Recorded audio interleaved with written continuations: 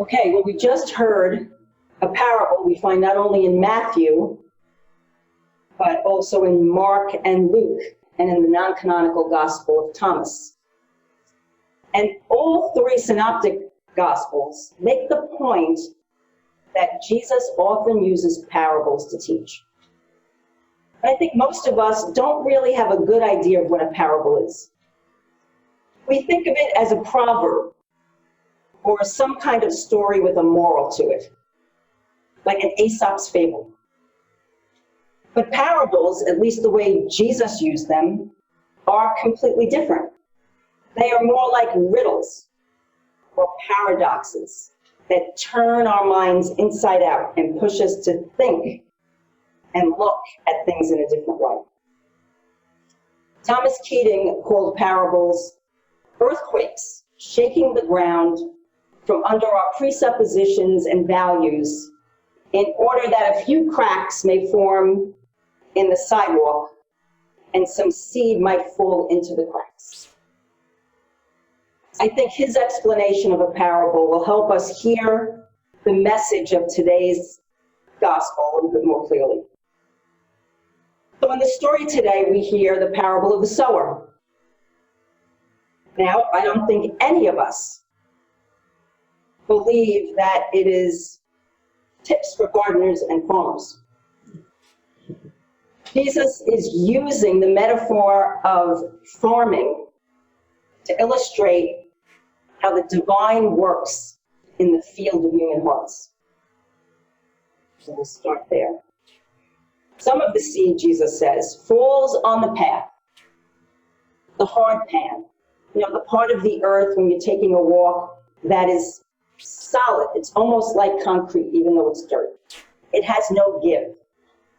This kind of soil represents a level of consciousness and a worldview in which we live without questioning our presuppositions and our preconceived ideas. It is the world of prejudice and every type of bias. I think we all have to admit we bring to our listening and our understanding of Jesus' message and of God a certain amount of this hard pan. It's made up of the values and the assumptions we learned growing up. And they're still powerful. They're powerful influences on our sense of reality. Let's look at another seed. The story says some fall on rocky ground. Here, God's word may be received with a little bit of openness,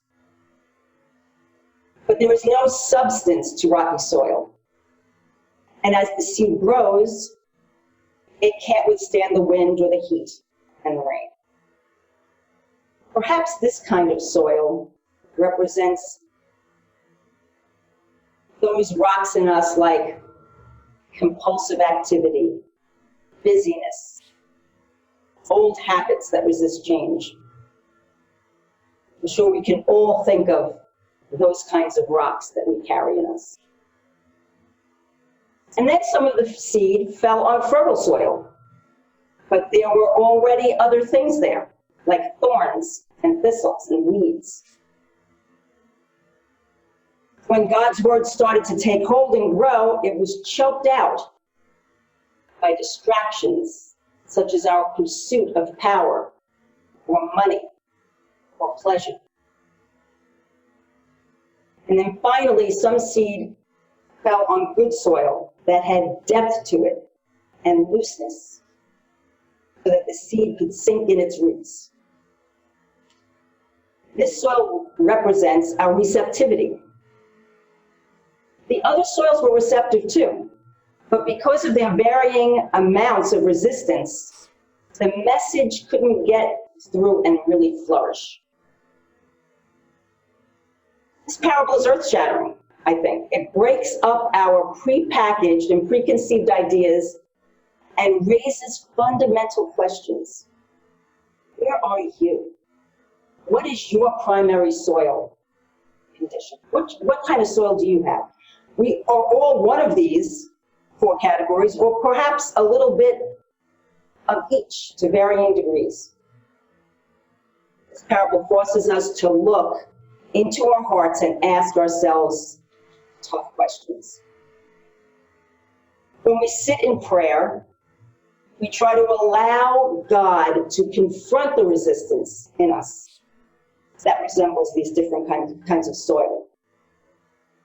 Our contemplation helps us confront where we're unwilling to let go. We want to hear, but not so much. We want to loosen that heart pan, but not too much. We like our familiar container with our usual way of thinking. It feels safe and comfortable.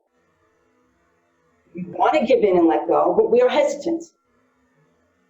The hanging on, the resisting, provides us with a sense of security. Now, we won't completely let go, but God doesn't give up on us. The divine keeps bringing up those issues inside us, firmly but tenderly. The discomfort we feel when we realize something we are clinging to and depend on has to go and keeps on gnawing at us. How badly do we want to hear the message? How open and receptive are our hearts? And how much effort are we willing to put in? These are the questions this story is forcing us to confront. Will our egoic self, that dear thing we love so much and causes us pain, but is still the only self we know, will that have to go?